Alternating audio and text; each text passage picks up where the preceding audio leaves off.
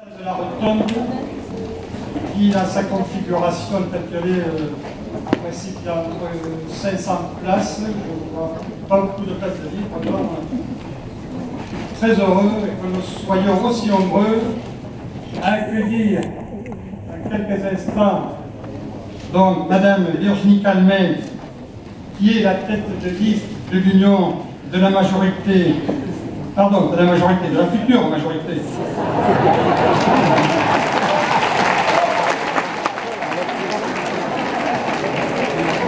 C'est prémonitoire, n'est-ce pas? Bien, dans l'Union de droite et du centre. Alors Virginie Calmez, qui est la première adjointe, donc M. Alain Juppé, donc qui lui aussi nous a fait le grand honneur, et je l'en remercie, de faire le déplacement à Gémeaux.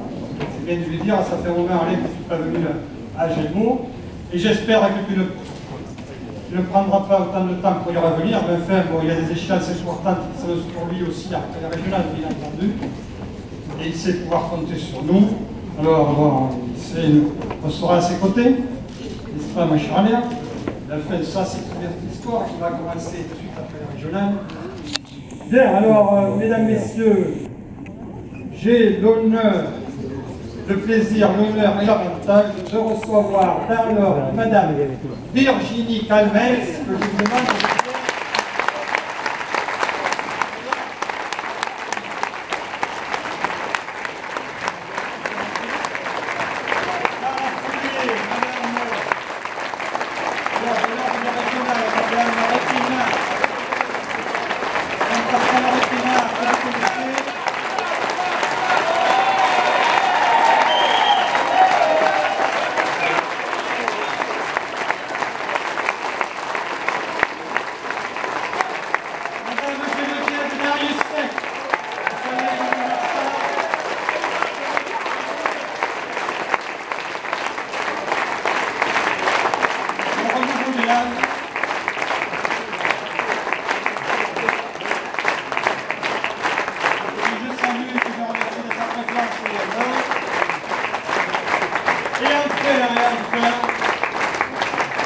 Alain Juppé.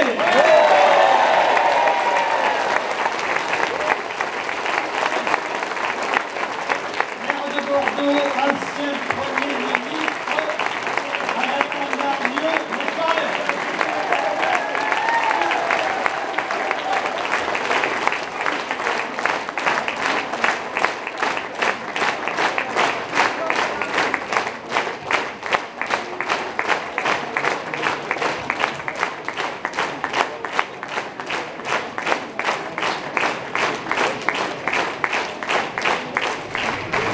sans plus tarder, je vais passer la parole à ma première adjointe, qui est en l'occurrence dans la tête de liste pour le régional et pour les Landes.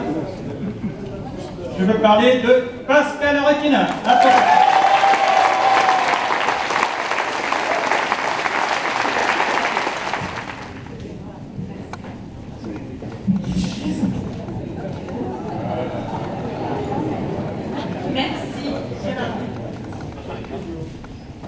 Mesdames et messieurs, après les terribles attentats du 13 novembre dernier, nous nous sommes interrogés pour savoir si oui ou non nous devions continuer cette campagne électorale.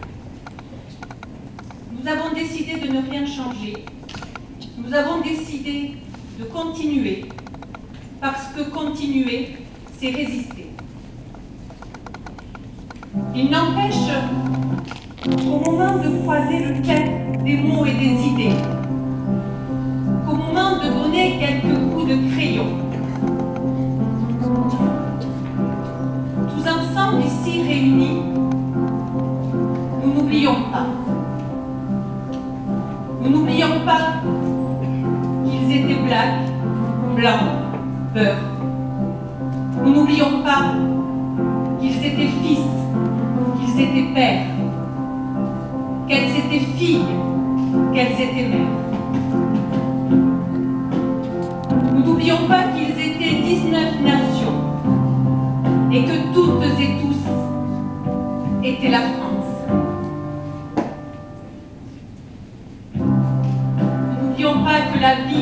la joie les illuminait et que l'ignominie les a tués.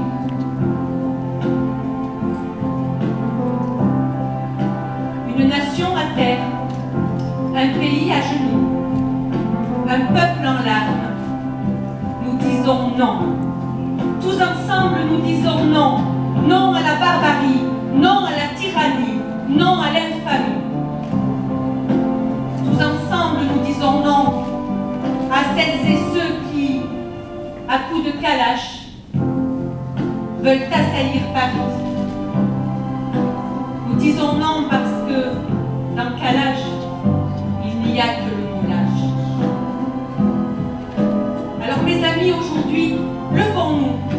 Levons-nous pour défendre notre patrie, nos libertés, la paix et la fraternité.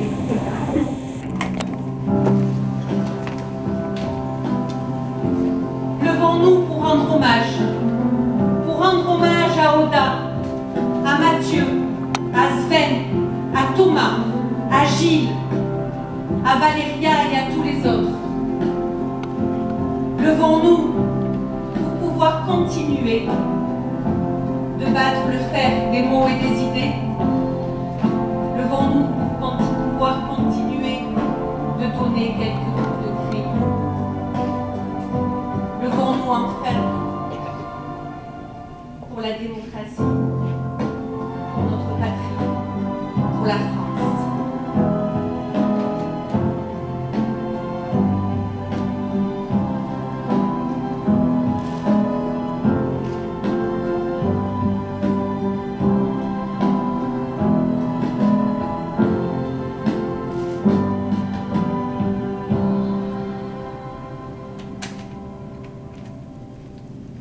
Je propose que nous poursuivions par une minute de silence.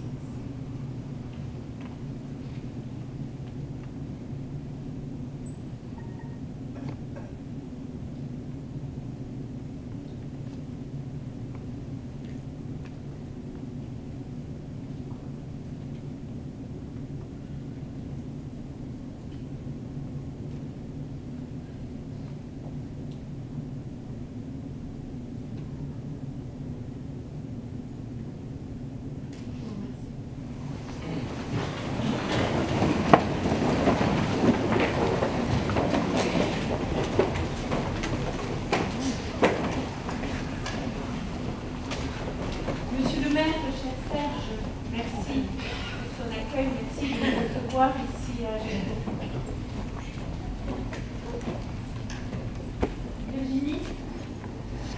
Virginie, merci beaucoup. Merci d'être présente aujourd'hui et merci, un grand merci pour l'attention que tu accordes à chacun des départements de cette grande région. Merci pour tout le dynamisme et toute la volonté que tu mets dans cette campagne.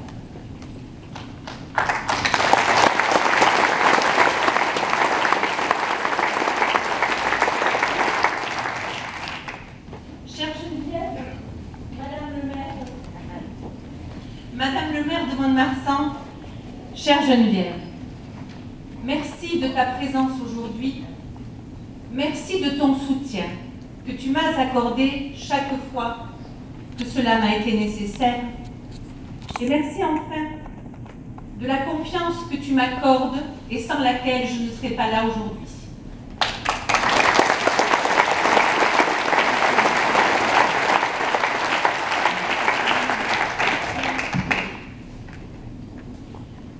Monsieur le Premier ministre, très cher Alain Juppé, je vous remercie du fond du cœur de votre présence aujourd'hui à Gémeaux. Lorsque je vous ai demandé, alors que nous étions à Limoges, si vous accepteriez de venir nous soutenir à Gémeaux, de nous soutenir d'abord, vous avez accepté avec beaucoup de spontanéité et vous avez même accepté de venir à Gémeaux. Je crois qu'aujourd'hui, cette assemblée témoigne de l'honneur que vous nous faites à tous et à tous.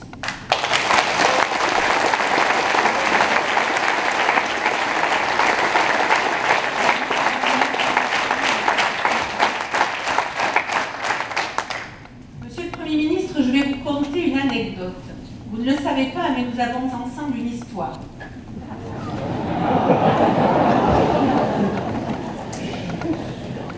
Au mois de juillet 2009, alors que vous étiez en dédicace à la librairie Lacoste à Mont-de-Marsan, vous dédicaciez votre ouvrage « Je ne mangerai plus de cerises en hiver », j'étais dans la file d'attente pour le faire dédicacer. Et j'avais sur le verso, monsieur le conseiller départemental et madame ici, et j'avais sur le verso de la première page griffonné quelques mots.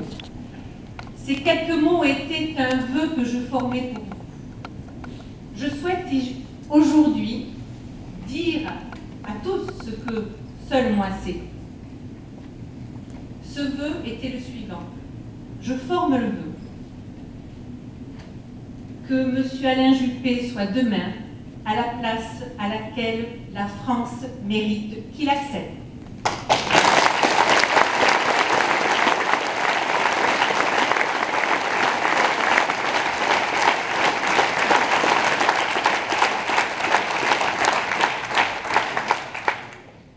Chers amis, j'ai l'honneur et le privilège de conduire cette liste d'union dans le cadre des élections régionales des 6 et 13 décembre prochains.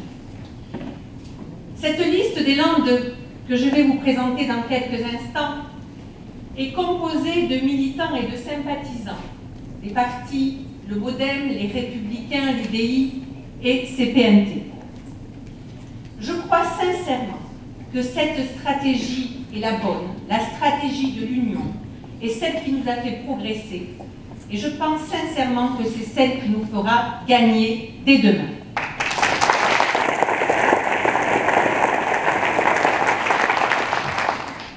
L'union chez nous est faite dès le premier tour et nous nous en félicitons.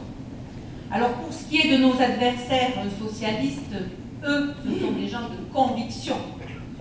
Ce sont des gens plutôt, à mon sens, qui n'ont pas pu gérer le bal des égaux. Donc ils n'ont pu faire cette union au premier tour. Et n'en doutez pas, l'entre-deux-tours va nous réserver non pas la lutte des classes, mais je pense bel et bien la lutte des places.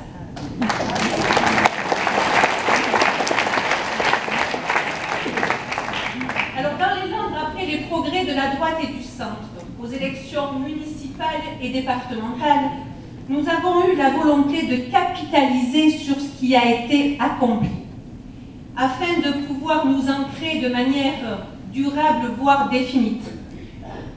C'est pourquoi la liste qui est ici avec moi, les personnes qui sont sur cette liste, sont des personnes qui, pour certaines, ont été candidats sous la bannière Couleur Landes au mois de mars dernier, derrière notre chef de file Geneviève Darlès. À ce stade, il me paraît utile de préciser que malgré ce que dit à coup de mépris et d'arrogance le président de l'exécutif landais, le département a été à un cheveu de basculer.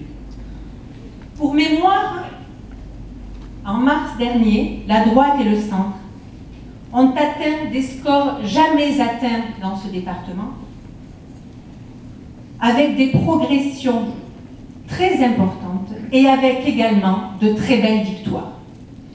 Je salue donc ici, notamment en tant que vainqueur, monsieur le conseiller départemental Mathieu Hara, ma collègue Marie-France Gauthier, Geneviève Darlès, Pierre Mallet, ici présent aussi. Monsieur le conseiller départemental, vous pouvez avancer parce que les blancs, et madame aussi, les blancs devant, franchement, c'est pas très chic.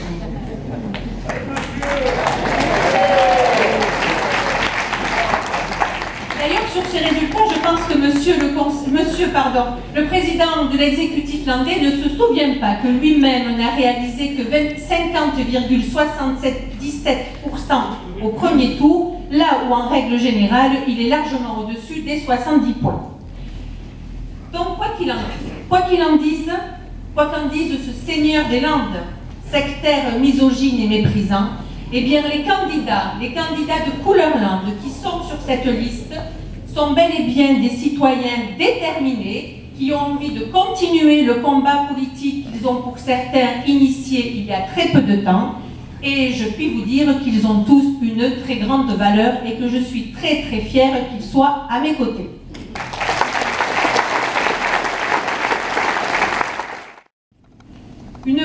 volonté commune qui est celle de fédérer autour d'un projet pragmatique et ambitieux pour notre région et notre département. Un double objectif. Le premier, bien entendu, c'est de conduire Virginie Calmels à la présidence de notre grande région.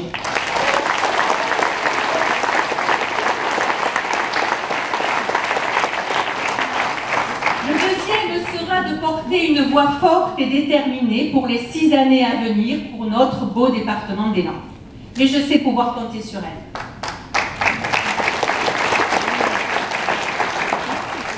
Alors cette région, nous ne l'avions pas forcément imaginée telle qu'elle nous a été imposée.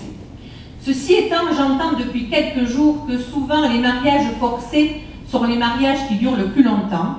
Alors comme ce n'est pas un mariage choisi, je pense que nous allons quand même réussir l'aventure de la fusion de ces 3 régions pour n'en faire qu'une. Quoi qu'il en soit, il n'est plus l'heure des polémiques stériles. Il est l'heure d'avancer et c'est bien ce que nous avons l'intention de faire.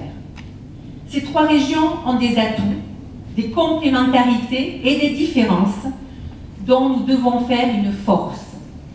Nous devrons faire de cette grande région une vraie chance pour tous et faire des potentiels dont elle dispose une puissance économique et humaine. Pour cela et plus que jamais, nous avons besoin d'un président qui soit en capacité de se comporter en leader responsable et exemplaire. Eh bien, ce président, mesdames et messieurs, c'est une présidence et c'est Virginie Calmels.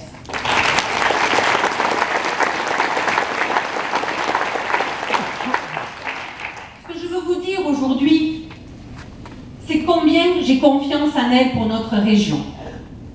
Elle s'inscrit dans l'action. Elle est sincère et déterminée. Elle est travailleuse et passionnée. Je sais qu'elle a l'envie, qu'elle a les capacités et les qualités requises pour demain mener à bien, mener haut la grande région Aquitaine.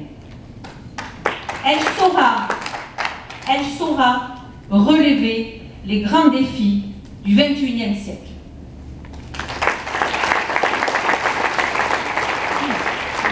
Virginie va vous présenter le projet que nous portons tous ensemble. Simplement, ce que je veux vous dire, c'est que, à l'heure où il y a un refus des politiques, où il y a beaucoup de critiques à leur égard, un désamour, le projet que nous portons tient compte des réalités. Au cœur de celui-ci, le développement économique et l'emploi. Au cœur de celui-ci aussi, l'exemplarité qui fait souvent défaut. Au cœur de celui-ci, enfin, la sincérité et la responsabilité seront les maîtres mots. Mes chers amis, pour nous tous, cette élection, elle s'inscrit comme une volonté d'offrir et d'écrire une nouvelle histoire pour notre région. Comme une volonté d'une grande ambition pour tous nos concitoyens, et cela sans exclusive.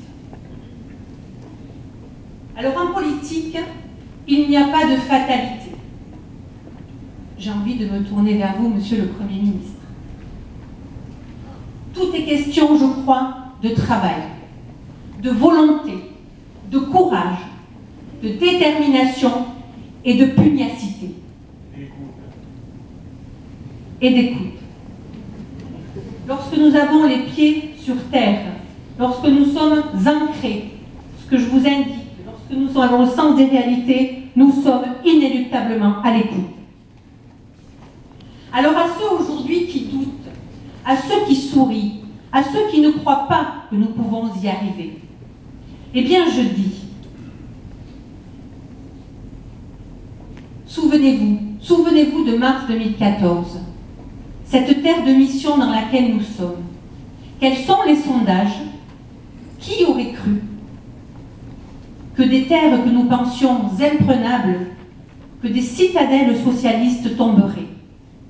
Qui eût cru que Marie Apathy remporterait aussi brillamment la mairie de Tyrosse?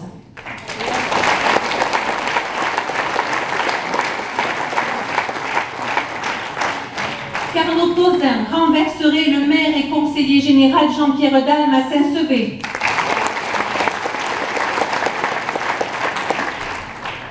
Que Xavier Lagrave, à Aix-sur-Adour, mettrait un tel uppercut à Robert Cabet, et que, non content de cela, en 2015, il finirait de le mettre KO aux élections départementales.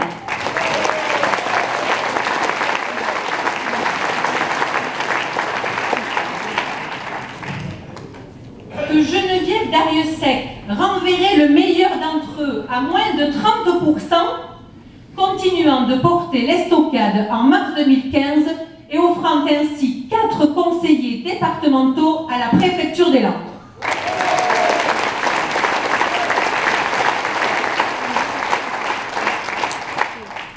Et au-delà de notre département, mais toujours dans notre grande région, j'ai un exemple à vous donner, un exemple qui me fait dire encore qu'il n'y a pas de fatalité, qu'il ne faut jamais renoncer, qu'il faut toujours y croire, et qu'en politique, finalement, il n'y a que les combats que l'on ne mène pas qui sont perdus d'avance. C'est l'exemple de monsieur Émile Roger Lomberti à Limoges, qui en mars 2014 a mis fin à 102 ans de socialisme.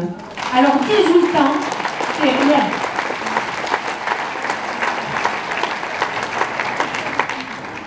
Alors vous avez compris que nous on y croit très fort. Et nous savons que nous devons nous battre. Nous devons nous battre pour renverser cette région contre notre adversaire socialiste qui a déboussolé et piétiné la France. Et ça, il ne faut pas l'oublier. Nous battre aussi contre les extrêmes qui n'ont pour seule âme que celle de manipuler les gens les plus en difficulté et les plus fragiles à coups de fausses promesses et de mensonges. Nous battre enfin pour convaincre celles et ceux qui sont dans le doute de nous accorder leur soutien. Et pour cela, nous comptons sur vous. Vous êtes nos indispensables relais. Il faut amener, appeler à faire voter. Donc je le dis, il n'y a pas de fatalité. C'est à nous de tracer la voie, le bon chemin pour une nouvelle ère, pour une grande région, pour une grande ambition et demain, le renouveau de la France.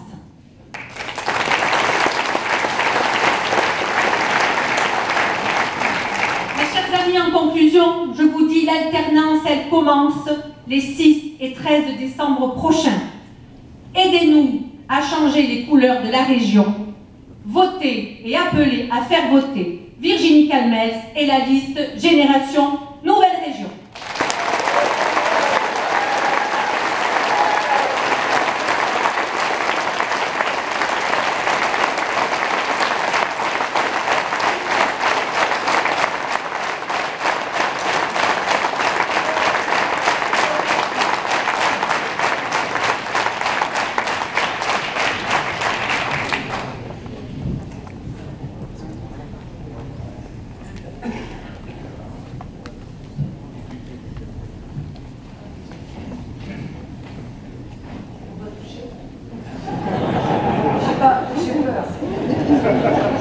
Si on touche, ça fait quoi?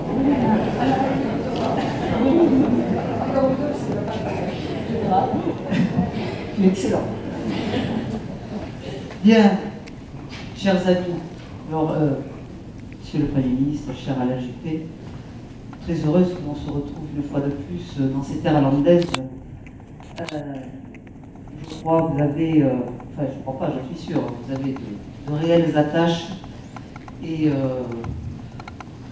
un plaisir toujours renouvelé, vous à venir et nous à être auprès de vous.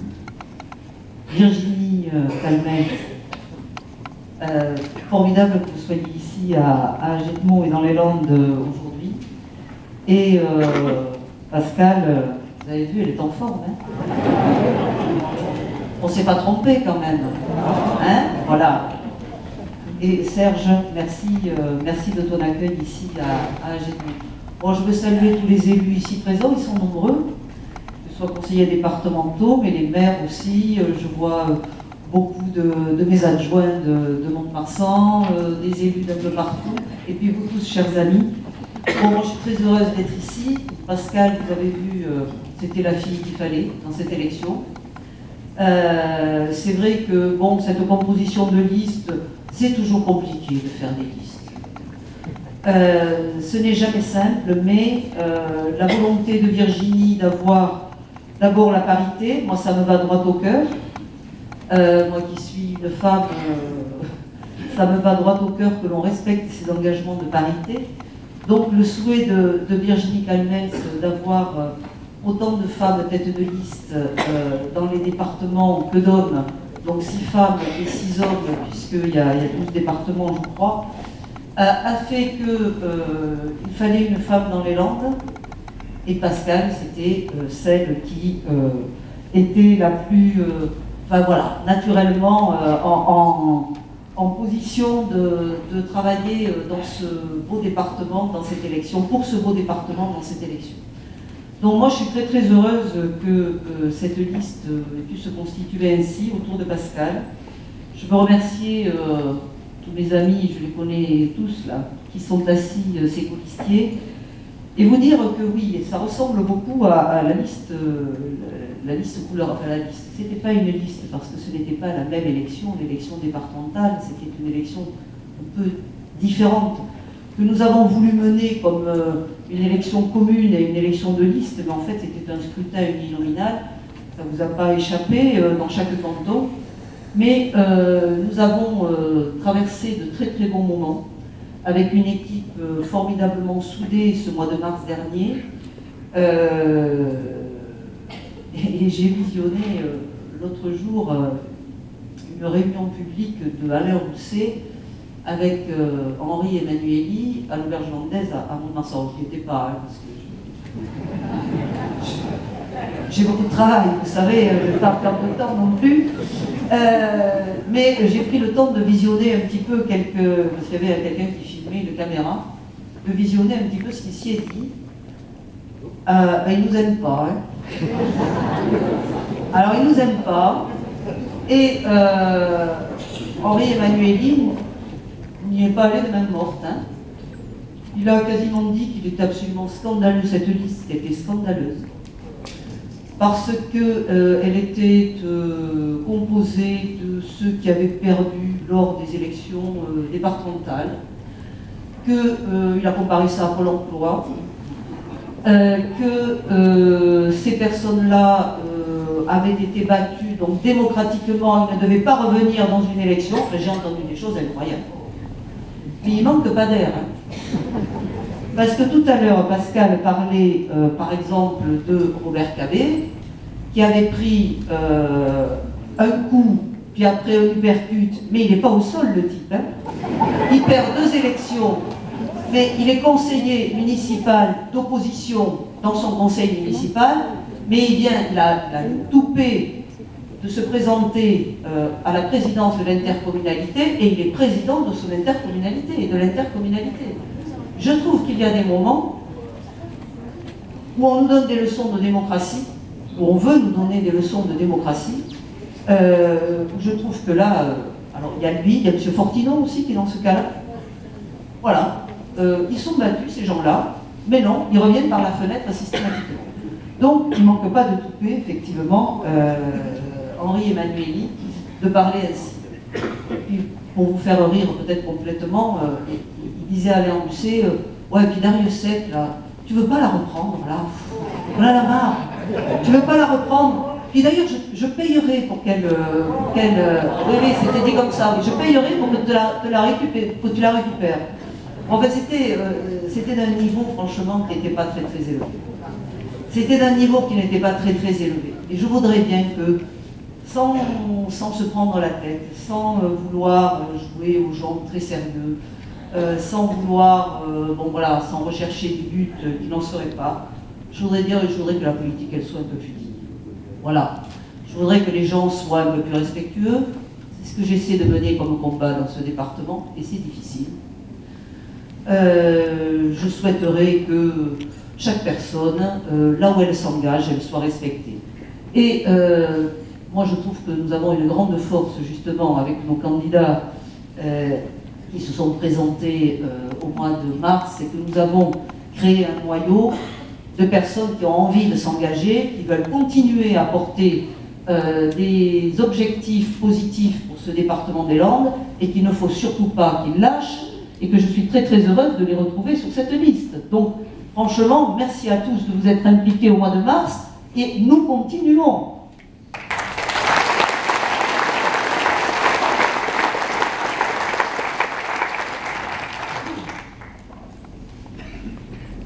Bon, ensuite la région. J'ai passé 10 ans au conseil régional. Donc je connais un petit peu. Ça a été mon premier mandat en 2004. Où moi aussi j'ai été élue à la tête d'une liste dans les Landes, ce qui m'a permis de mettre un pied à l'étrier dans le milieu politique, alors que j'étais pas particulièrement partie pour... voilà, j'avais pas prévu de faire ça dans ma vie, et comme quoi, hein, on arrive à quelquefois à mener des vies qu'on n'a pas tracées d'avance, et c'est bien. J'ai passé 10 ans dans cette conseil régional, donc je sais comment ça fonctionne. Je sais comment fonctionne Alain Rousset, je sais comment fonctionne la majorité d'Alain Rousset. C'est un peu compliqué la majorité d'Alain Rousset. Il y a des socialistes, il y a des verts, ou il y avait des verts, je ne sais pas s'il y en aura cette fois-ci. Il y a des verts et ils sont dans la même majorité, mais ils ne pensent jamais la même chose. Mais à un point qu'ils sont complètement opposés d'ailleurs. Hein. On peut dans des partis ou dans des unions avoir des visions un peu différentes sur certains sujets, mais là, c'était carrément à l'opposé sur tous les sujets. Mais ils votaient quand même le budget. Il fallait bien hein, justifier qu'on était dans la majorité. Ils ne démissionnaient pas, bien sûr. Alors c'était pareil avec le Front de gauche. Front de gauche qui s'est scindé en plusieurs satellites au fur et à mesure du dernier mandat. Enfin, bon, c'est quand même un petit peu chaotique, tout ça, en termes de majorité pour Alain Rousset. Chaotique, mais quand même solide, parce qu'il avait suffisamment, bien entendu, de personnes de son parti pour avoir la majorité. Cette région, moi, ce que j'ai effectué comme travail pendant 10 ans, je n'ai pas porté spécialement, enfin, je crois qu'on n'est pas là pour porter que son territoire. Il faut, quand on est élu dans ces assemblées, bien entendu, être bienveillant et surveiller ce qui se passe sur son territoire, mais nous sommes aussi là pour avoir une vision de l'ensemble de la région. C'est important de porter aussi l'ensemble de la région et une vision sur les politiques qui sont portées sur l'ensemble des régions. Et je dois dire que moi, le plus grand reproche que j'ai pu faire à Alain Rousset, c'est très certainement de n'avoir jamais fait un aménagement du territoire qui permettait, je crois, à chaque région de se développer correctement, à chaque coin de région. Il y a une région à 2 vitesses, voire à 3 vitesses. Et la crainte que j'ai, c'est cette grande région, que cela devienne aussi une région à 3, 4 ou 5 vitesses, avec un développement très différent entre certaines zones très urbaines et, on va dire, bien équipées bien équipées en numérique, bien sûr, bien équipées en route, bien équipées en gare, bien équipées en aéroport, et des zones beaucoup plus rurales, qui n'ont que des zones blanches, qui ont une activité, l'activité du quotidien qui s'étiole, peu d'emplois, des difficultés de communication, et je crois que la mission de la région, c'est justement de pouvoir créer des conditions de développement équilibrées sur un territoire. Pour que tout simplement les habitants de ces territoires ne se sentent pas délaissés, n'aient pas de tentation de vote extrême, parce que bien souvent c'est cela, dans les campagnes qui se sentent délaissées, les tentations de vote extrême se font sentir fortement, et dans la région Aquitaine, il y avait tout un croissant de la déprise, enfin, c'était toute une région qui allait du Médoc jusqu'au Bergeracois et un petit peu dans le Lot-et-Garonne, un croissant de la déprise où il y avait incontestablement un vote de Front National très élevé, c'est-à-dire majoritaire dans les villages dès les premiers tours. Pourquoi? Ces gens-là se sentent abandonnés, certainement, par quelque chose, abandonnés par quelqu'un, certainement par des politiques, des services qui s'en vont. Il n'y a plus de médecins, il n'y a pas de téléphone satellite, enfin vous ne pouvez pas recevoir un appel téléphonique si vous êtes chez SFR dans un village, si vous êtes chez Orange dans l'autre, si vous n'êtes pas d'internet. Et par contre tout le monde a la télévision et voit comment on vit à côté. Dire ça c'est terrible. Donc il faut absolument que, et ça je sais que Virginie Calmels portera tout cela, que le développement régional il se fasse de façon harmonieuse. Il soit dédié à tous les territoires, que chacun puisse se développer à sa vitesse, à sa façon, mais soit accompagné, et surtout que l'on prenne en compte, et ça aussi j'imagine que Virginie le dira, qu'on prenne en compte l'activité du quotidien, celle qui est difficile en ce moment, qu'on la soutienne et qu'on fasse en sorte que les emplois soient préservés dans nos territoires et tous les territoires. Bon, voilà, moi je pense sincèrement que, pour moi ça a été un grand échec de la politique d'Alain Rousset, c'est ce maillage territorial qui a été très très mal fait. Donc j'étais très critique en permanence vis-à-vis de cela, ce qui le rendait fou furieux, parce qu'il a une tendance quand même à l'autosatisfaction permanente. Jusqu'à aller dire que les résultats du baccalauréat, c'était grâce à lui et à la région, vous voyez. Ah oui, c'est ça. Parce que le conseil régional s'occupait des lycées, donc c'était grâce à Alain Rousset que les élèves avaient le bac. Je crois que les élus nous devons être beaucoup plus modestes que cela. Tout ne se fait pas grâce à nous. Nous sommes là pour accompagner les choses, nous sommes là pour les impulser, nous sommes là pour mettre en place les bonnes conditions. On ne peut pas non plus s'arroger tous les résultats. Je crois qu'il faut qu'on reste à notre place aussi. Et je sais bien que beaucoup, et à la région Aquitaine, Alain Rousset, et ici dans le département d'ailleurs aussi Henri Emmanueli, ne restent pas à leur place. Ils ne restent pas à leur place. Ils font des choses qui quelquefois sont bien, quelquefois sont critiquables, quelquefois, à mon avis, ne sont pas faites, sont mal donc.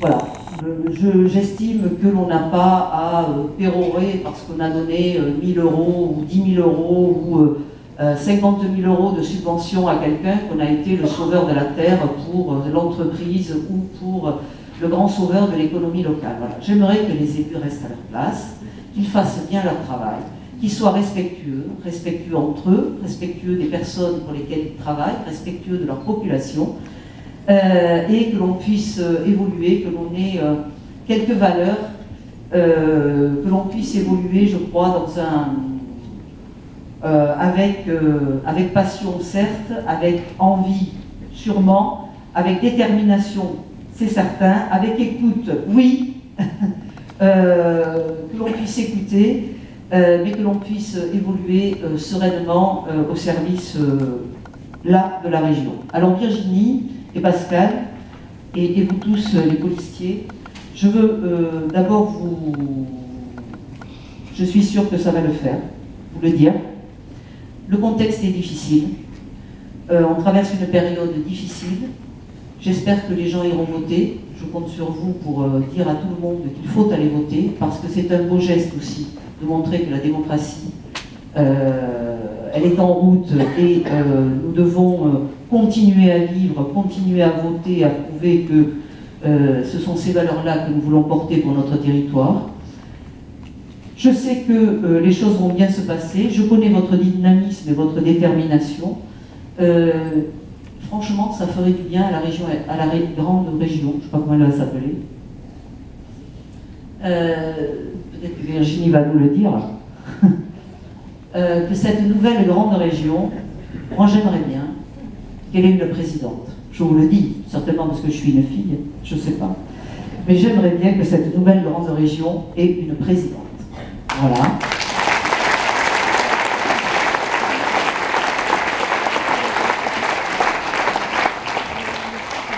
Et donc certainement des vice-présidents landais.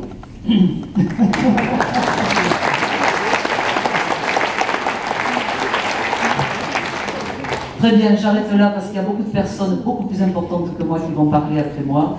Et en tous les cas, merci à tous de votre présence. Nous sommes avec Pascal, nous sommes avec Virginie Calmels. Elles vont gagner, on fera tout pour cela. Et nous serons présents les 6 et 13 décembre pour que cette région change. Elle en a besoin. Il faut changer les hommes et les femmes politiques de temps en temps. Sinon, on s'encroute. Donc, nous allons retrouver une nouvelle région avec de nouveaux élus. Je compte sur vous et nous comptons tous sur vous pour ces élections. Merci.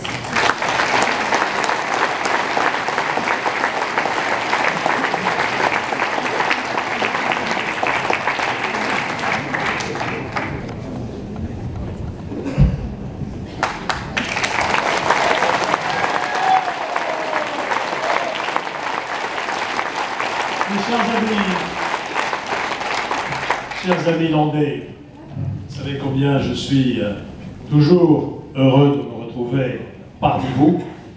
Je ne résiste jamais à l'appel de ma terre natale, et j'y résiste encore moins quand il est lancé par Pascal Laquena, naturellement. Vous avez toutefois noté que l'aventure que nous avons eue ensemble est tout à fait convenable. Parce que nous avons pu le raconter devant nos conjoints, enfin ils appellent m'écoute aussi de loin. Je suis heureux de retrouver ici des amis de longue date, et puis les nouveaux maires, les nouveaux conseillers départementaux de la cuvée 2014-2015 qui nous a donné ici dans ce département des Landes tellement de satisfaction. Je crois qu'on peut à nouveau les applaudir pour leur beau combat. Et je suis très admiratif de ce qu'a fait Serge ici, dans cette ville au cœur de la Chalosse, ville fleurie, ville sportive, ville gastronomique, mais aussi ville travailleuse. J'ai rassemblé quelques souvenirs de latin en regardant les arbres de Agetmo, qui est écrit dessus « Laborer crescit », crescit. Elle grandit par le travail. Je crois que c'est tout un programme, et ce programme a été réalisé puisque le sinistre que l'industrie d'Agetmo a connu dans les années passées, eh bien, il a été surmonté grâce notamment au dynamisme de Serge Lansamment, et je crois qu'on peut l'en remercier et l'en applaudir.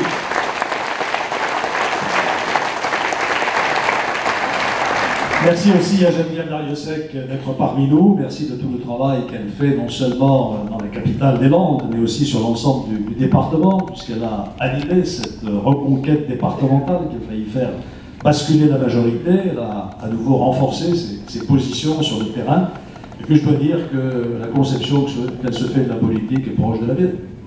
C'est vrai que les responsables politiques ont un rôle à jouer, mais c'est vrai aussi qu'ils doivent rester modestes et à leur place, et ce n'est pas l'exemple que nous donne, hélas, le Parti Socialiste ici dans ce département. Vous l'avez déjà fait reculer au municipal, fait reculer au départemental, vous allez l'éliminer au régional.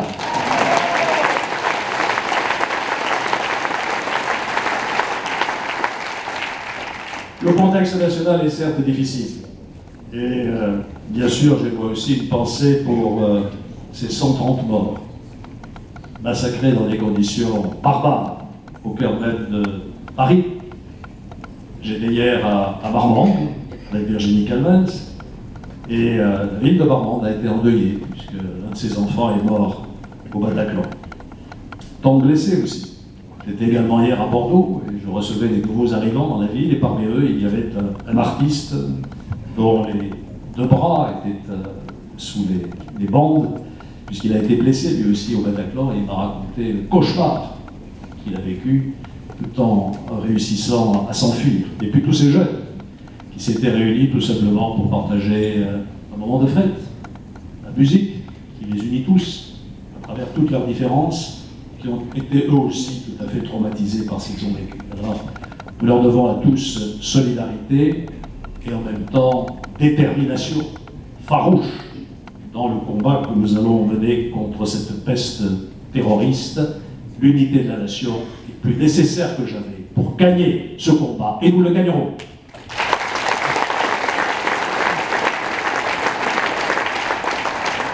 Nous avons dans 15 jours un grand rendez-vous démocratique.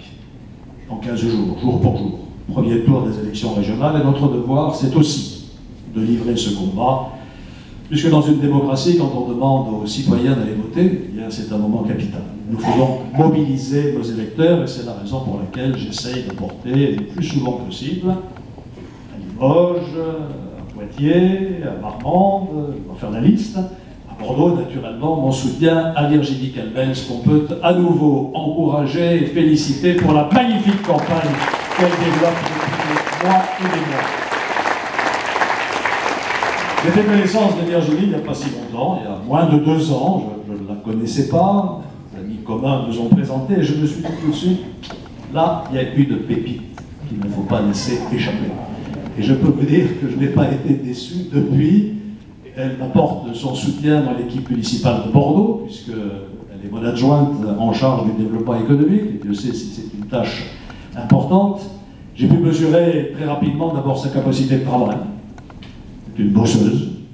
Ensuite, sa capacité d'organisation, elle est très familière de tous ces machins avec dans les oreilles, des écrans, elle est toujours sur son écran, elle travaille 24 heures sur 24 sans doute. Et puis, aussi de son sens du contact, c'était pas évident.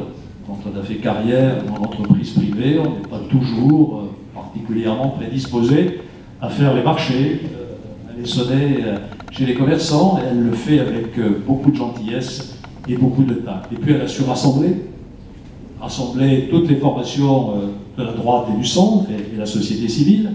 Elle a veillé à une exacte parité, non seulement dans la composition des listes, ça c'est la loi, mais aussi dans le choix des têtes de liste. Il n'y a pas beaucoup de régions où il y a exactement autant de têtes de liste femmes que de têtes de liste hommes. Et elle a constitué des listes de grande qualité. C'est, comme l'a dit Geneviève tout à l'heure, toujours très difficile de faire une liste municipale ou régionale. C'est un exercice qui consiste à faire rentrer 3 litres d'eau dans une bouteille d'1 litre. Il y a beaucoup de candidats de grande qualité qui ont tous énormément de titres à figurer sur la liste. Il faut bien choisir. Et Virginie a su choisir, tout particulièrement ici, dans les Landes, et je voudrais bien sûr dire à Pascal Requena tout mon soutien et toute mon admiration pour la campagne qu'elle mène aussi avec l'énergie qu'elle nous a montrée tout à l'heure.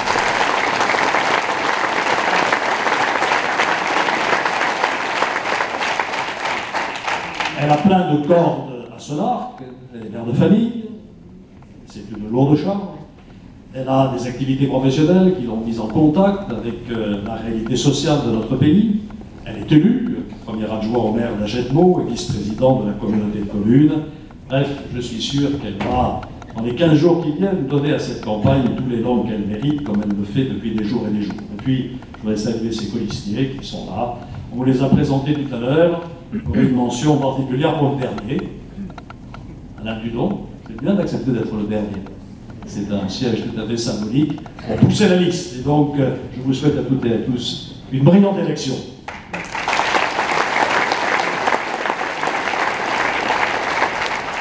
Virginie a su aussi définir un projet pour la Grande Aquitaine. Elle va vous l'exposer tout à l'heure et je lui laisserai donc le soin de le détailler. Je voudrais juste faire sur l'élection régionale elle-même 2 brèves remarques. Quelques brèves remarques. J'ai beaucoup tourné là, depuis quelques mois, je crois que je suis allé dans les 13 nouvelles grandes régions, à l'exception de nous 2 peut-être. Je serai bientôt dans le centre, il me reste aussi l'Alsace à faire, et partout, j'ai fait la même constatation, puisque vous le savez, toutes les anciennes régions, à l'exception de l'Alsace précisément, sont dirigées par des équipes socialistes. Toutes. Eh bien, on fait partout la même constatation, une gestion clientéliste et dispendieuse, l'inflation des effectifs de fonctionnaires territoriaux, partout, on recrute, un tour de bras, avec des taux d'absentéisme records, et puis de graves lacunes dans les politiques régionales, en particulier dans une des responsabilités majeures de la région, qui est la formation. Rendez-vous compte qu'à peu près partout, et c'est vrai à l'Aquitaine, le nombre d'apprentis a baissé en 2014 et en 2015 parce que les régions se sont désengagées de ce qui devrait être pourtant une des filières d'excellence de la formation de nos jeunes. Ces critiques, on pourrait les cibler particulièrement sur l'Aquitaine, bien sûr, avec des choix contestables, Virginie nous en parlera tout à l'heure. Sachez que dans le contrat de plan État-région qui vient d'être signé, il y a 0 € pour les travaux routiers dans notre région. Tout simplement parce que les Verts n'aiment pas ça.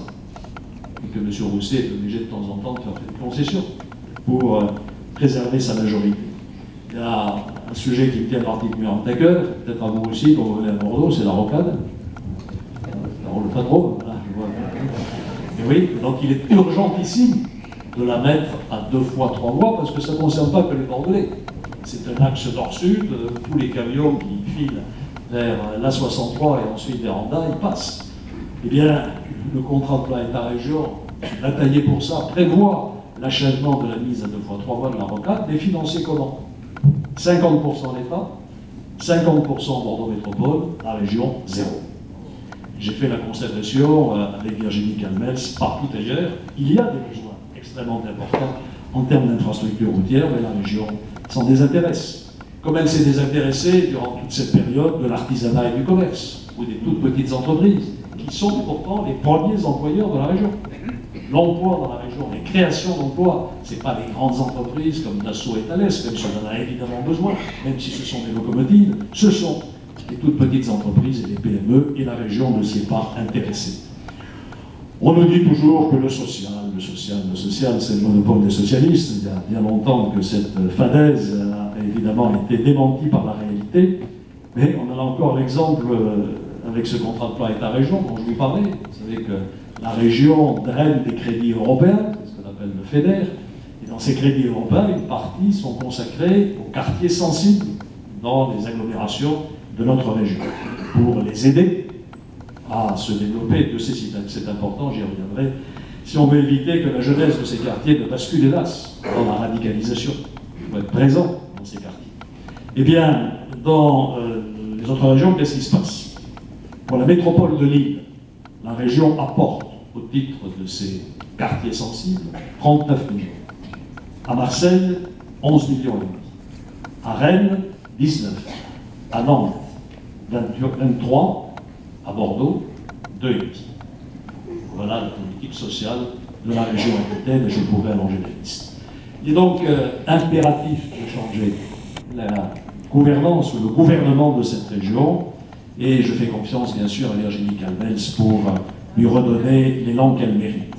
J'ajouterai juste 2 remarques qui seront les principes qui pour moi doivent être appliqués dans cette vie des régions. D'abord, la solidarité et le partenariat. Trop souvent, on oppose dans les régions les grandes métropoles et puis l'espace rural. Et je sais que c'est un souci qui existe ici, dans notre Aquitaine, et a fortiori dans l'Aquitaine élargie, à Poitou-Charentes et au Limousin. On me dit, est-ce que Bordeaux n'a pas tout mangé? Est-ce que Bordeaux n'a pas un appétit insatiable? Est-ce qu'on n'a pas désertifié le reste du territoire? C'est absurde. Nous sommes évidemment solidaires. Est-ce que vous pensez que vous y gagneriez si Bordeaux était une ville en déclin? Si la belle endormie ne s'était pas réveillée? Elle s'est réveillée. Elle est aujourd'hui devenue l'une des villes les plus attractives de France. En général, je marque une pause à ce moment-là en disant qu'en réalité, la plus attractive de France. Après Paris. Et c'est tout bénéfice pour tout le monde.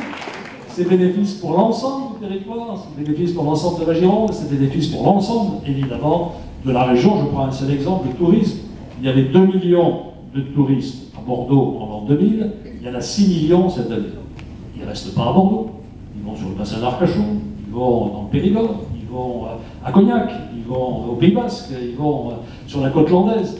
Et donc il faut jouer à fond cette synergie entre les grandes agglomérations, les villes moyennes, et évidemment les espaces ruraux. Bon, je le sais, parfois on estime qu'ils ont été un peu abandonnés, ils sont un peu en désarroi. Il faudra avoir une vraie politique régionale d'aménagement du territoire qui concrétise cette solidarité entre les territoires. Je sais que c'est l'intention de Virginie. Et puis, deuxième engagement sur cette politique territoriale, un peu de stabilité. Nos collectivités, là je m'adresse aux élus qui sont ici, il y en a pas mal, élus municipaux, maires, élus départementaux aussi, ça change tout le temps. Les règles changent tout le temps. On découpe, on redécoupe. On a découpé il y a 2 ou 3 ans les intercommunalités, on recommence à nouveau. On nous coupe les crédits. Et puis on dit que c'est pas fini. On nous colle des charges supplémentaires. Au moment même où on nous diminue nos dotations, on nous demande de faire des dépenses supplémentaires non financées. Eh bien, il faut que ça s'arrête. Moi, je m'engagerai à ce qu'il y ait un véritable contrat de stabilité entre l'État et les collectivités territoriales pour qu'elles sachent quelle est la règle du jeu pendant 2 ans, 3 ans, 4 ans, 5 ans, et que ça ne change pas en permanence. Il faudra aussi, dans cette règle du jeu, mettre de la souplesse, mettre du volontariat. Je proposerai, par exemple, que les communes ou les intercommunalités qui estiment que la réforme des rythmes scolaires n'a rien apporté à nos enfants puissent l'abandonner et revenir au système.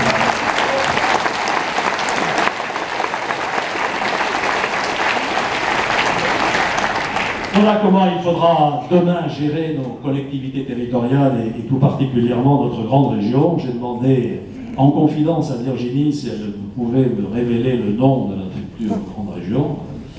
Laisse planer le suspense. Mais c'est une femme qui écoute. Tout à l'heure, quelqu'un a dit qu'il fallait écouter. Elle écoute, et donc avant de choisir, elle consultera les Aquitains, les Limousins, les Rougeaux, les Picto-Charentais. Voilà, Picto-Charentais. Je fais un peu de mal, Poitou-Charentais. Moi j'avais une petite idée, mais elle n'est pas très républicaine et pas très démocratique. Si Virginie gagne, on aurait pu appeler ça le duché d'Aliénor.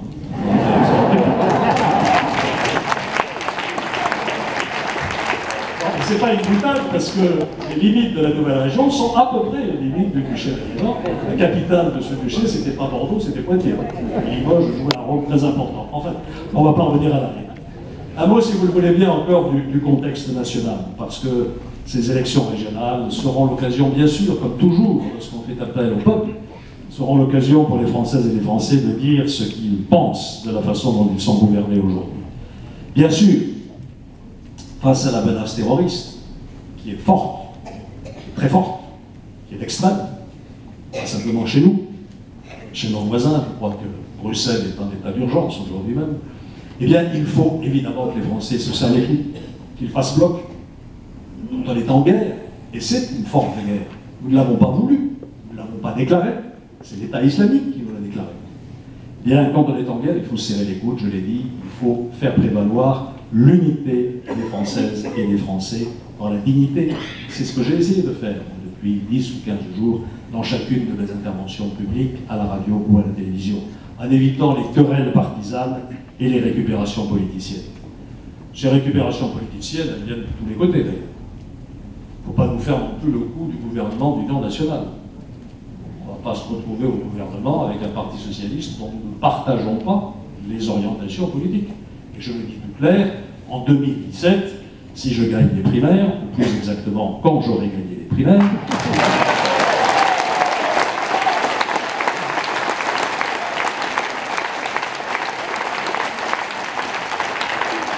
je proposerai une autre politique économique, pour redonner de l'oxygène à tous ceux qui en France ont envie de travailler, d'entreprendre et de créer, et qui sont aujourd'hui asphyxiés par un carcan réglementaire et fiscal qui les empêche de prendre les initiatives qu'ils voudraient prendre.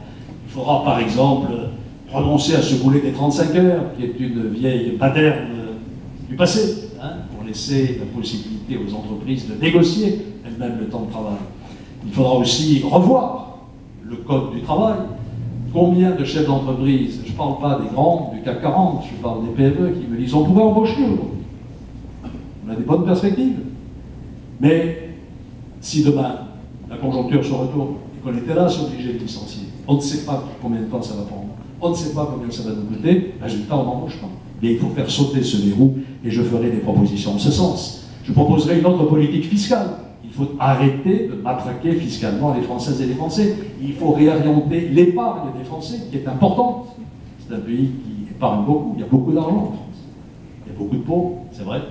14% de la population vit sous le seuil de pauvreté. Il faut s'en occuper sérieusement.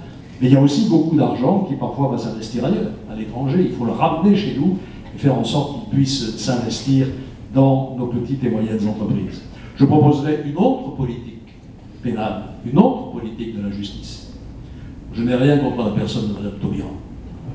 Je ne m'attaque pas aux personnes. En revanche, je m'attaque à sa politique, qui est désastreuse, qu'on pourrait résumer en une formule à peine excessive.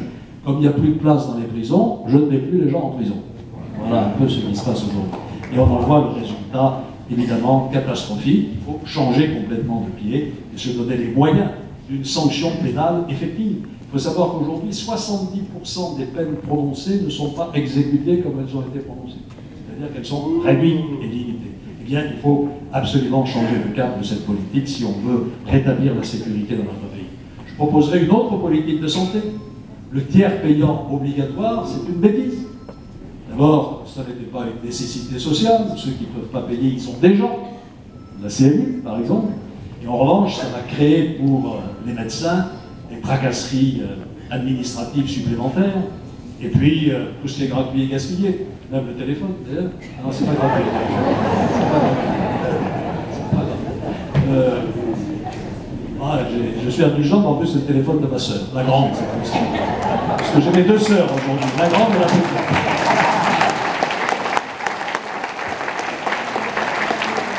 Il m'avait fait promettre de ne pas le dire, parce qu'elle va être discrète, et bien il ne fallait pas faire sonner le téléphone. Voilà.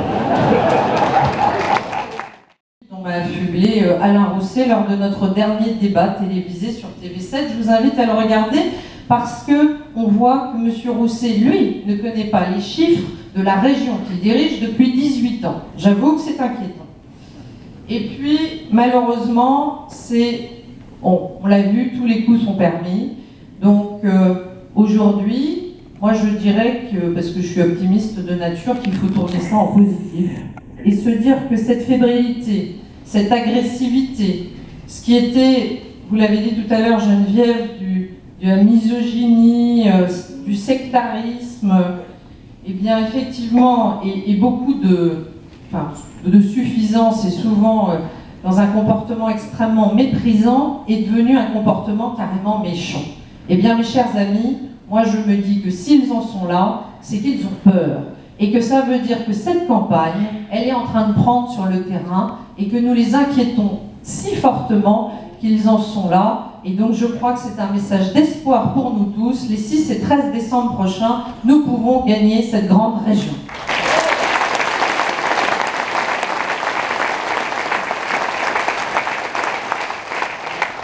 Alors depuis 6 mois, eh bien, cette région, cette grande région, cette très grande région, devrais-je dire, 84 000 km², je l'aurai parcouru de long en large et en travers.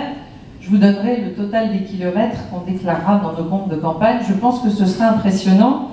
Mais l'avantage de cette grande région, c'est qu'elle me permet aussi d'être au contact des habitants, de leurs préoccupations. Et ça permet effectivement d'écouter les Français et d'entendre ce qu'ils ont à nous dire. Et moi, ce qui me rassure, c'est que pendant ces 6 mois, j'ai vu des Français qui sont très fiers et très attachés à leur terre et à la France, qui aiment leur travail et qui, pour beaucoup, souhaiteraient même travailler encore davantage, qui se sont sentis, pour certains, complètement oubliés de la politique nationale, oubliés de la politique régionale. On voit aussi des Français qui en ont assez, des gens qui abusent du système. On voit des Français qui voudraient une région qui soit plus juste, plus équitable, plus respectueuse des territoires dans lesquels ils vivent. On voit des Français qui voudraient payer moins d'impôts et qui en ont assez de la gabegie d'argent public, notamment dans ces grandes collectivités que sont les régions. On voit des Français qui veulent du mérite, la reconnaissance du mérite et que les efforts soient récompensés. On voit des Français qui ont besoin d'accompagnement, mais pas forcément d'assistanat. On voit des Français qui veulent qu'on s'attaque enfin et vraiment à la lutte contre le chômage. Alors le projet que nous portons tous ensemble, mes 184 colistiers et moi-même, c'est un projet ambitieux, fait de convictions, d'idées et d'écoute des volontés de ces habitants de cette grande région. Alors, brièvement, je vais vous décrire un petit peu les grands piliers de ce projet. Le premier pilier, c'est un pilier économique, car comme vous le savez, la région sera, depuis la loi NOTRe, le chef de file du développement économique. Mais comme vous l'avez dit tous les deux, Geneviève Darrieussecq, Alain Juppé tout à l'heure, on veut des politiques qui soient humbles. Et le développement économique de ce pays, il faut le dire, ce n'est pas les politiques qui le font. ce sont les artisans, les commerçants, les agriculteurs, les TPE, les PME. C'est eux qui créent l'emploi dans ce pays et c'est eux qu'il faut accompagner, libérer, faciliter leur travail et rendre tout ça plus simple, alors qu'aujourd'hui, c'est toujours plus compliqué. Alors quand j'entends M. Rousset nous expliquer qu'en fait, il faudrait doubler la CVAE, c'est-à-dire l'impôt payé par les grandes entreprises, pour inverser la courbe du chômage, je me dis que définitivement, nous n'avons pas eu les mêmes cours d'économie. Alors nous, ce que nous voulons...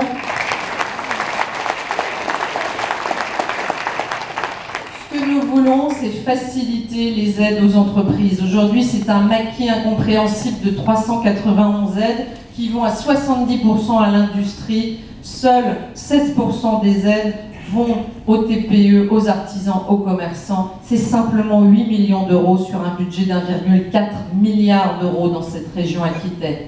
Eh bien, nous voulons élargir les aides pour qu'elles aillent directement à ceux qui créent l'emploi, aux artisans, aux commerçants et aux TPE. C'est un engagement que nous prenons et comme tous les engagements que nous prenons, ils sont financés. J'ai fait un business plan, un budget, des dépenses, des recettes et nous ne proposons rien qui ne soit pas financé, finançable et que nous pouvions mettre en œuvre durant les 6 prochaines années. Alors,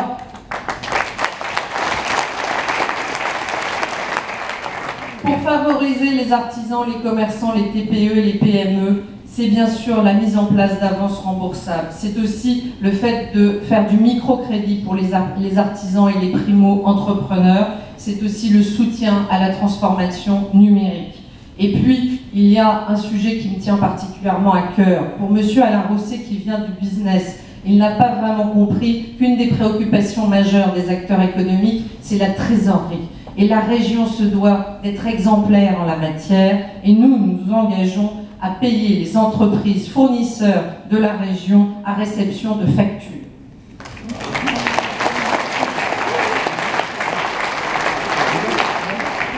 Autre sujet très important pour notre TPE et PME locales, c'est de pouvoir accéder au marché public. Et pour ça, nous en prenons aussi l'engagement. Il faut réaliser des allotissements qui permettent sur des gros marchés publics, de laisser des TPE et des PME accéder à ces marchés et nous ferons la préférence locale. On ne va pas quand même laisser cette mesure que nous avons déjà commencé à mettre en œuvre à la mairie de Bordeaux, que nous pouvons être dans les faits au seul Front National. Le Front National dit que c'est une de ces mesures. Non, c'est déjà fait dans des mairies bien gérées, à l'instar de Bordeaux.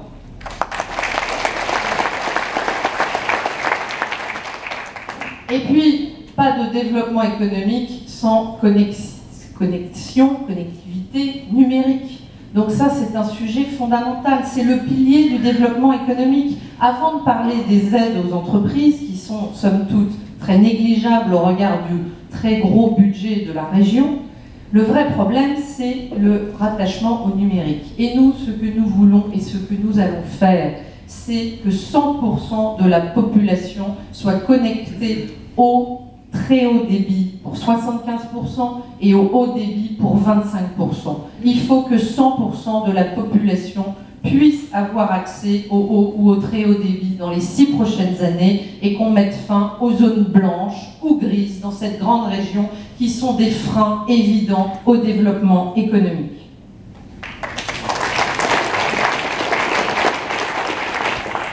Pas de développement économique non plus sans les routes. Alors, vous l'avez dit, Monsieur le Premier ministre, tout à l'heure, quand on voit que le président socialiste nous promet et a signé à grand renfort de tambours et trompettes avec le Premier ministre un contrat de plan État-région pour les 5 prochaines années qui met 0 de la part de la région sur les routes, mais comment peut-il se prétendre le chantre du développement économique ? Les routes, c'est essentiel. C'est à la fois, avec le numérique, ce qui permet de désenclaver les territoires et d'apporter le développement économique. Donc nous en avons besoin. Nous allons mettre 110 millions d'euros sur les routes. Et bien évidemment, en mettant 110 millions d'euros sur les routes, comme nous ne sommes pas le seul financeur, nous créons un effet de levier qui fait qu'avec l'État, eh bien, nous pourrons porter des projets à 200 ou 300 millions d'euros supplémentaires sur les routes. Le grand territoire régional en a besoin c'est un engagement que nous prenons et qui est essentiel. Mais ce n'est pas seulement les routes, vous le savez, la région est aussi responsable des transports ferroviaires. Et là, dans le domaine des TER, bis repetita placet. Et là, dans le domaine des TER, nous nous engageons à lancer un grand plan Marshall des transports parce que c'est essentiel de moderniser nos lignes ferroviaires. Nos TER sont vétustes, rarement à l'heure. Et nous avons aussi un point majeur, et les événements récents, malheureusement, nous les ont rappelés, c'est la sécurité. La sécurité dans les trains, la sécurité dans les gares est un sujet dont la région ne pourra pas dire que ce n'est pas de sa responsabilité. Nous devons nous y intéresser. Nous l'avions mis dans notre projet avant les douloureux événements de la semaine dernière. Encore plus aujourd'hui, nous mettrons 10 millions d'euros sur la sécurité, 70 millions d'euros sur la rénovation des lignes ferroviaires et sur une autre négociation avec la SNCF. Alors quand je suis en débat face à mon opposant socialiste et que je lui dis que quand même c'est pas une fatalité de voir les TER sans arrêt en retard et les lignes qui sont de plus en plus vétustes, il me dit « Ah oui, c'est vrai ». Et quand je lui dis que les pénalités vis-à-vis de la SNCF sont faibles, il me dit « Vous avez raison ». Mais qu'a-t-il donc fait depuis 18 ans? Alors si nous voulons renégocier avec la SNCF, eh bien j'ai proposé l'ouverture à la concurrence des lignes SNCF. Ça fait baisser de 20% le coût, c'est ce qui s'est passé en Allemagne, mais surtout ça nous donnera un levier de négociation avec la SNCF pour améliorer considérablement le réseau de TER.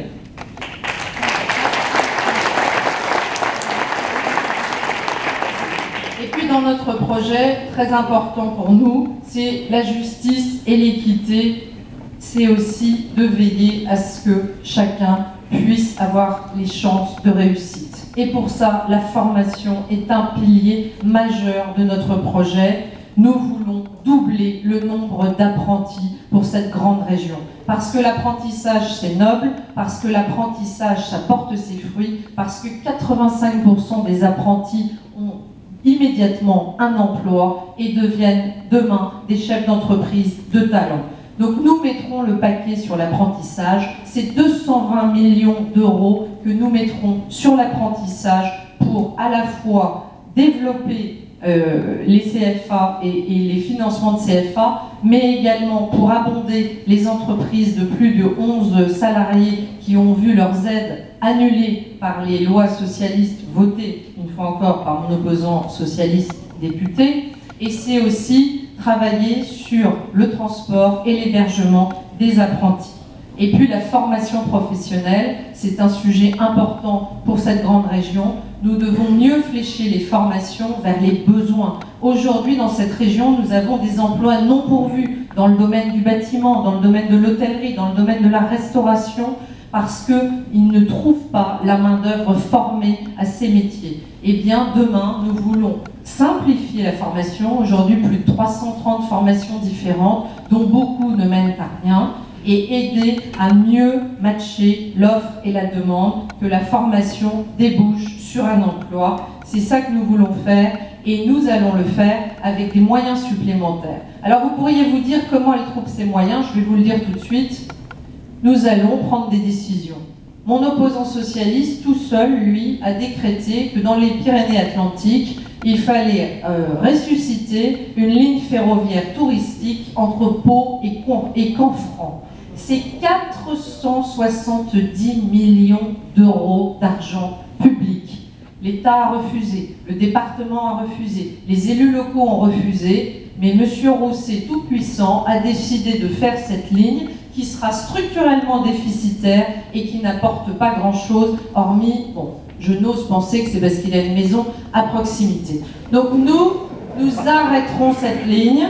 C'est déjà 100 millions d'euros qui ont été investis, mais nous récupérons à la stoppant 370 millions d'euros et c'est comme ça que nous financerons le développement du numérique, 260 millions, et les routes, 110 millions. Donc c'est totalement financé. Et pour l'apprentissage, pour les TPE, PME, pour l'agriculture, pour tout le reste de nos efforts, nous allons chercher les économies dans le train de vie de la région.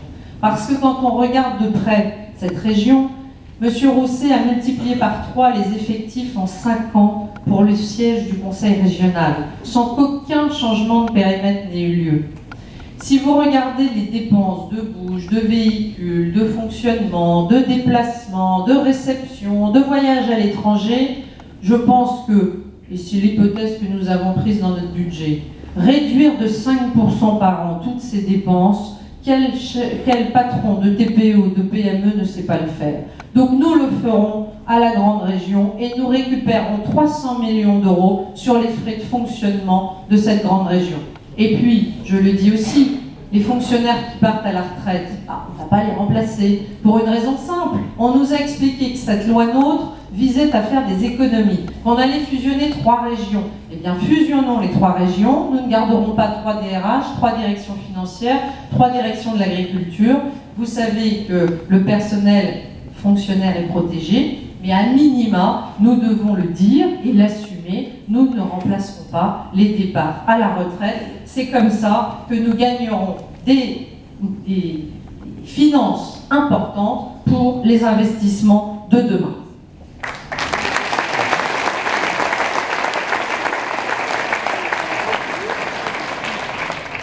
Et puis, la justice et l'équité, c'est aussi le droit à la santé et à la solidarité près de chez soi. Et là, nous devons remettre aussi en marche une politique qui favorise la création de maisons de santé dans la ruralité, qui favorise le développement des généralistes et des spécialistes, pas uniquement dans les grandes villes. Et quand vous voyez ce que le député socialiste Rousset a voté avec la loi Touraine, qui met à mal la santé dans ce pays avec le tiers payant généralisé dont personne ne voulait, avant de nous expliquer dans les quelques jours qui suivent son projet de gratuité dans les transports, parce qu'avec les socialistes, tout est gratuit. Le tiers payant généralisé, c'est la gratuité des soins.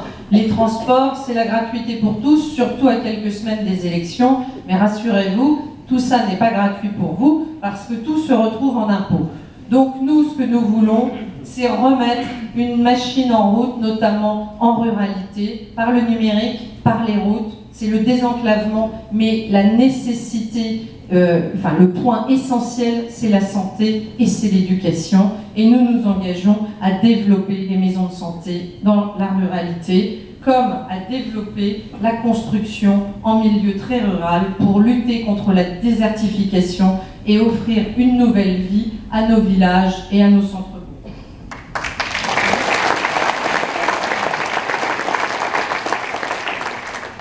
Un point important dans notre projet, c'est notre volonté farouche de défendre nos racines, de défendre notre culture.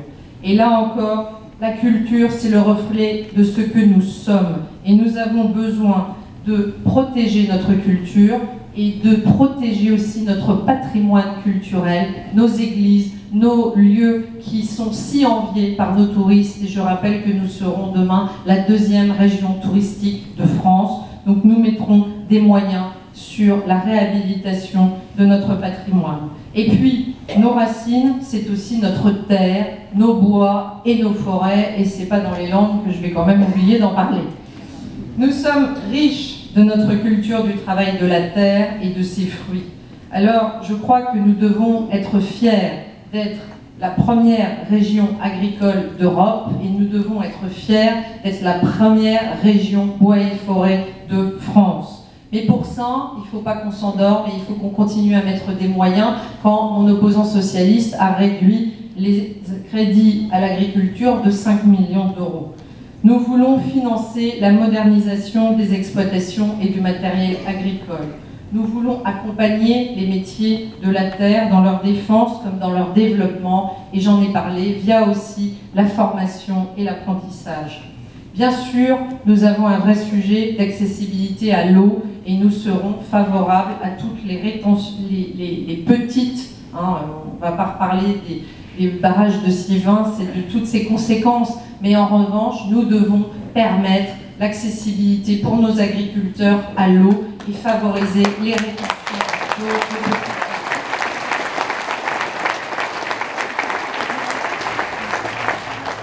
puis nous devrons affirmer haut et fort que les agriculteurs, comme les chasseurs, sont les premiers défenseurs de l'environnement et de nos espaces.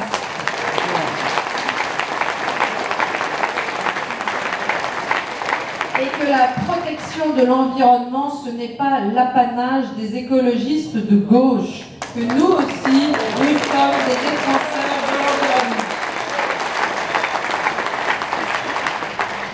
Et nous voulons rappeler que les agriculteurs ne sont pas des fonctionnaires européens, mais des vrais entrepreneurs français qui prennent des risques et qui travaillent dur et qui ont besoin de tout notre respect et de tout notre soutien.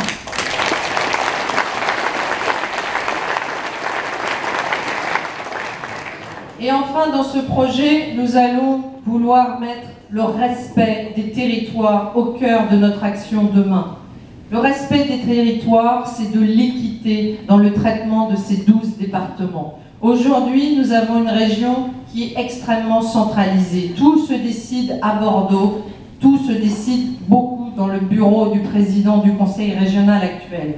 Eh bien, nous voulons bien sûr faire de Bordeaux la capitale régionale, incontestée, incontestable. Ça a été une évidence pour tous et comme le rappelait Monsieur le Premier ministre, c'est une chance pour notre région d'avoir une telle capitale régionale qui rayonne au-delà des frontières même de cette grande région.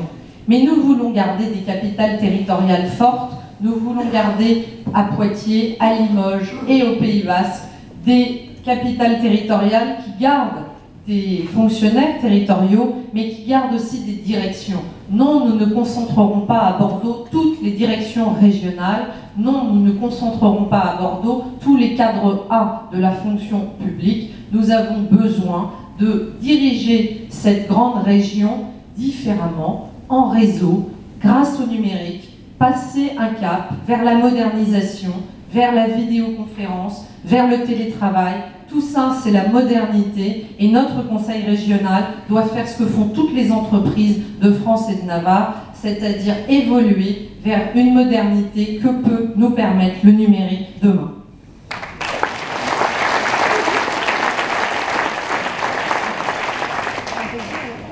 Et puis, le respect, c'est aussi de se mettre à la place de chacun pour que la région puisse devenir accessible à tous. Nous avons besoin, dans le paradoxe de cette loi NOTRe qui a créé des régions immenses, et bien finalement de rapprocher la région des citoyens.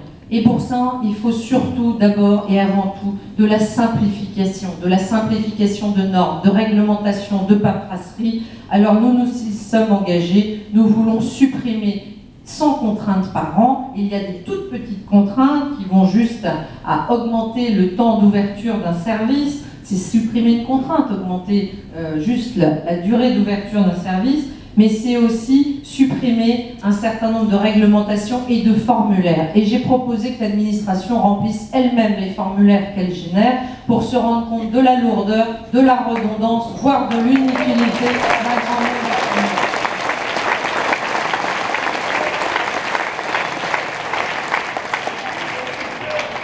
Alors, comme vous l'avez compris, ce que l'on veut faire, c'est d'abord et avant tout de remettre du bon sens dans l'action publique. Moi, je crois à ça, je crois au bon sens, et au bon sens paysan, je devrais dire, et c'est une fille de viticulteur qui vous le dit. Alors, je vous le dis, nous allons, grâce à vous, grâce à votre mobilisation, grâce à votre engagement, grâce au fait que nous avons cette envie collective de changement, réussir le défi de cette grande région et gagner les élections régionales des 6 et 13 décembre prochains. Alors, pour ça, je voudrais aussi paraphraser Georges Pompidou, parce qu'on a une volonté commune qui nous anime, c'est qu'on arrête d'emmerder les Français. Votons les 6 et 13 décembre.